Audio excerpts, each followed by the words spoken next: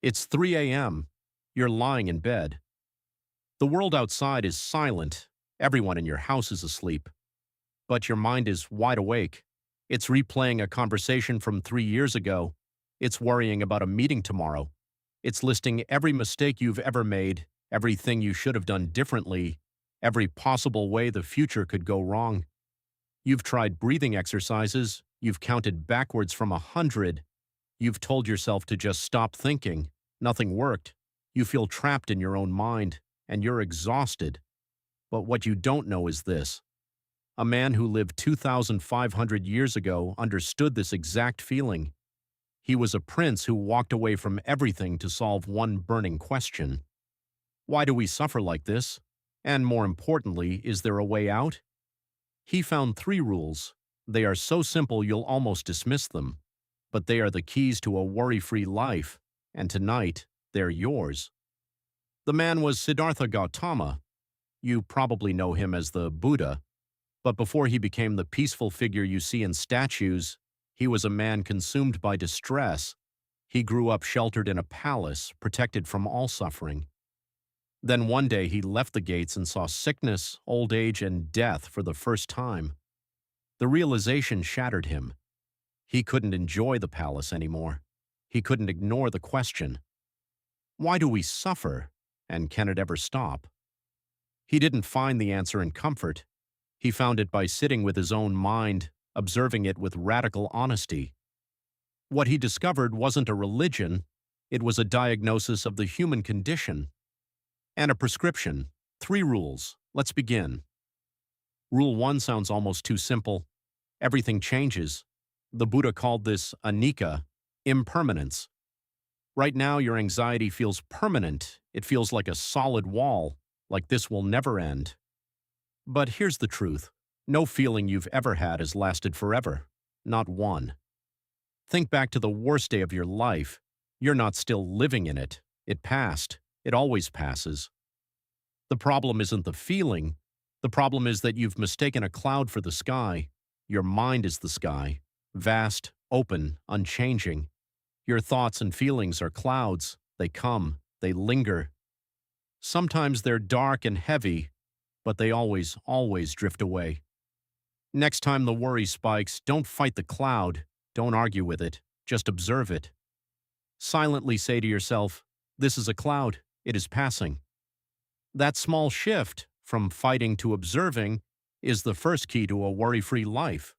You are not your thoughts. You are the one watching them, and the watcher is always calm. Rule 2. The Buddha saw that at the root of all mental suffering is something he called tanha. It means thirst, craving, grasping. Think about what you're worrying about right now. It's probably a future outcome you're desperately trying to control. You want the job, you want the person to stay, you want things to work out a certain way. And the gap between what you're demanding and what reality might deliver is where anxiety lives. Imagine holding a delicate bird in your hand. If you grip it too tightly, you crush it.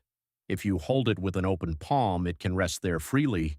And if it chooses to fly away, it was never yours to keep. Your anxiety is a clenched fist around something you cannot control. The second rule is to open the hand. This doesn't mean you stop caring.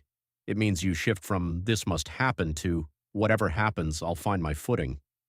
You hold your desires loosely like water in an open palm. You can still act, you can still hope. But you're no longer dependent on a single outcome for your peace. Loosen the grip, feel the release. That's rule 2. Rule 3 is so simple you'll want to dismiss it. Don't. The Buddha taught a practice called anapanasati, mindfulness of breathing. Here's the secret. Anxiety cannot survive in the present moment. Try it. Anxiety is always a story about the future. What if this goes wrong? Or the past? I should have done that differently. But the breath? The breath is never in the future. It's never in the past. It is happening right now. You cannot take a breath that happened 5 minutes ago. You cannot take a breath that will happen 5 minutes from now. You can only breathe right here, in this moment. That means your breath is a doorway. a physical anchor that pulls you out of the time-traveling mind and into the safety of the present. When the storm hits, monks don't argue with the storm. They anchor their awareness in the feeling of air entering and leaving the body, one breath, then the next. That's it. Try it now. Wherever you are. Just notice the next inhale, feel it, then the exhale. You just stepped out of the storm. You just came home to the only moment that's ever real, this one. So tonight, when you turn off the light and the thoughts begin their familiar spiral, you have 3 tools no one can take from you. 1. Remember the clouds. You are not the storm. You are the space it passes through. 2. Open the clenched fist. Hold your life like water, not like stone. 3. Return to the breath. It is the doorway back to now. And now is always safe. You do not need to master all 3 tonight. Just pick one. Try it for 60 seconds. That is how a worry-free life begins, not with a dramatic breakthrough, but with a single quiet choice at 3 a.m. If this left you a little quieter than before, you know where to find us. The Calmest Room is always open. New videos every week. Close your eyes. Breathe. You are not alone in this, and you never were.